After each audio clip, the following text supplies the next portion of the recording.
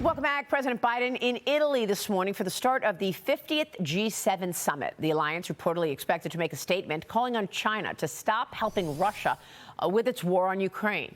Bloomberg writes that the G7 is expected to urge Beijing to, quote, push Russia to withdraw from Ukraine and support a just peace. The alliance also expected to warn small Chinese banks about their ties to Moscow. They are enabling that. Joining us right now is Gatestone Institute senior fellow and author of The Coming Collapse of China and China is Going to War, Gordon Chang, back with us. Gordon, great to see you.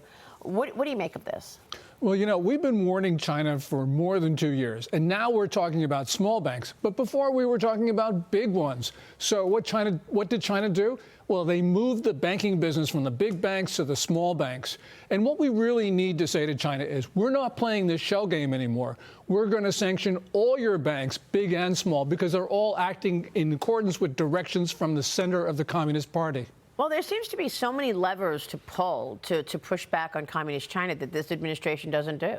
Whether it's sanctions, whether it's all these Chinese companies that trade on our exchanges that don't even follow the same accounting rules that every other public company trades that follows. And what are they doing? Investors are funding the expansion of Communist China by buying those stocks. And what really makes this perplexing is that we know Biden thinks that China is weak. He talked about it being on the brink in that Time interview on May 28th. Yeah. And yet he's not doing anything about it. This is not only a competitor, as he says, this is an adversary and an enemy. It's killing Americans. And he isn't doing anything about it when he knows he has the tools to do something. Well, why? Mm-hmm. Yeah, I mean, it raises the question, right, that you have a sitting American president who is deeply compromised by the Chinese Communist Party. He and his family have taken tens of millions of dollars from the CCP and CCP-related entities. So the American people cannot rely on their commander-in-chief to take an aggressive posture with regard to China. Yes, and this is a severe national security threat. And this is a time when, you know, Xi Jinping talks about going to war. He does that all the time. They're preparing for war, biggest military buildup since the Second World War. They're sanction-proofing their regime. They're stockpiling grain and other commodities. They're surveying the U.S. for nuclear weapon strikes. And what is Biden doing? Well, I mean, nothing. Look, we had a surveillance balloon travel the country for a week before it was actually shot down. Now the latest aggression, 3 Russian warships and a nuclear-powered submarine arriving in Cuban waters just off of the coast of Florida, ahead of planned military exercises in the Caribbean. This fleet is expected to stay in the region until Monday, Gordon. Is this supposed to be an intimidation factor? You say that we are facing Russia and China across the planet in what increasingly looks like what, a global struggle? Yeah, well, right now we've got 3 wars. We've got China supporting Russia in Ukraine. We have China and Russia stirring up insurgencies in North Africa that look like wars. China's behind Iran in the Middle East. You got the flashpoints of Taiwan and the Philippines. And, you know, and people say, well, look, these are just regional conflicts. Well, no, they're not. They're not, because when you have Russia and China behind all of these disturbances, it means nothing is regional anymore. Every conflict has global implications. And, you know, we're just one incident away from what historians will call World War III. World War III. Unbelievable. Yeah. And remember, in the 1930s, there were separate wars around the world, Maria. But what happened is they merged into World War II. The same thing is occurring right now, and Biden is not stopping it, going back to your point. And Gordon, if I could, you know, you can't really blame the Russians and the Chinese and others for taking advantage of a weak U.S. president, right? They'd be derelict in advancing their own national interests. But when you have the Russians off the coast of the United States, what message does Beijing take as they are eyeing Taiwan when they're seeing the Russians right off our coast? It's all calculated. It's all calculated. I want to comment quickly on the adversary versus competitor language that's been used. Obviously, Biden is not treating China like an adversary. He will not call them an adversary. Correct. He calls them competitors, but he's not even treating them like a competitor. I was an athlete growing up. I loved to win.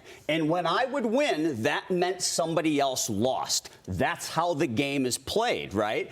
What he's doing is he's treating them as competitors in this new participation trophy age of competition where we win, China wins, everyone's happy. The second place team gets to come to the White House. That's what we're seeing out of this. Yeah, and the problem here is that we've been issuing these hollow warnings because we think, well, we want to manage competition with China. Well, you can't manage a militant regime that's killing Americans and wants to go to war, and actually, by the way, says they're the world's only sovereign state. So, this is ridiculous. This is more than just competitor, more than just adversary. I think it's important that the American people know this. This isn't just, Joe Biden's not pulling one over on anybody with all of this. You don't think so? No, when you look at polling, Americans, no matter where they sit, say that Donald Trump is the one who is willing to recognize our enemies and our adversaries and do something about it. And they look at China and they say this is a big problem, and Joe Biden's not suited to do anything about it, and Donald Trump is, to the tune of more than 70% of voters say that. And I think it's really important to know that the American people are onto it. Yeah, well, that's an important point. Yeah, they are. And remember, Biden last August in Park City, Utah, was speaking to a private group of Democratic Party donors and saying China's a ticking time bomb. He understands how dangerous it is, but he won't say that to the American people. And that is a failure of his constitutional obligation to protect us. Even worse, he won't say it to Xi Jinping. Yeah, all their walks in the park, that last meeting when they're walking in the park. I mean, why not push back on some of this behavior? Beginning with the COVID unleashing and the cover-up that followed. Now Chinese police say that they've arrested a suspect in connection to the stabbing of 4 Iowa college instructors in a park earlier this week. Did you see this story? They claim it was an isolated incident. They were all taken to the hospital. They are expected to be okay.